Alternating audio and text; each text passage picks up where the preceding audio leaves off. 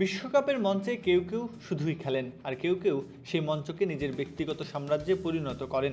Kylian Mbappe ঠিক সেই দ্বিতীয় শ্রেণীর একজন। 4 বছর পর পর আসা এই মহারণ যেন তার জন্যই অপেক্ষা করে থাকে। এবারের বিশ্বকাপও তার জন্য ব্যতিক্রম নয়। প্যারাগুয়ের রক্ষণ প্রথমার্ধে কোনো গোল পেতে দেয়নি ফ্রান্সকে। দ্বিতীয়ার্ধের শুরুটাও একইভাবে হলো। 69 মিনিটে এসে নিস্তেজ ভাবটা অবশেষে কাটলো। পেনাল্টি থেকে গোল করলেন এমবাপ্পে, আর তাতেই যেন ইতিহাস লিখে ফেললেন। মাত্র 5 ম্যাচ খেলেই করেছেন 7 গোল, সঙ্গে 2টি অ্যাসিস্ট। অর্থাৎ ফ্রান্সের আক্রমণে হওয়া 9টি গোলেই সরাসরি অবদান রেখেছেন তিনি। যে কোনো স্ন্যাক্স টাইমে সবার জন্য ভালো চপস্টিক ইনস্ট্যান্ট নুডলস।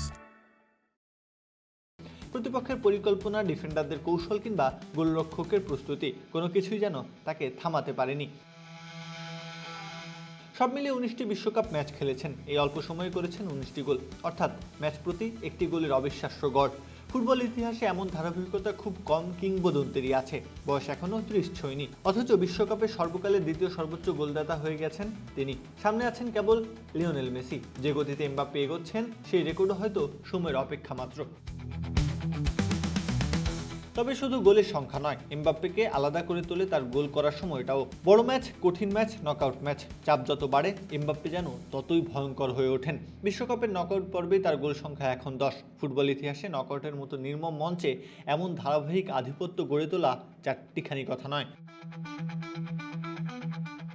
সবচেয়ে বিস্ময়কর বিষয় হলো, এই পরিসংখ্যানগুলো এসেছে এমন এক বয়সে যখন অনেক ফুটবলার এখনও নিজেদের সেরা সময়ের অপেক্ষায় থাকেন।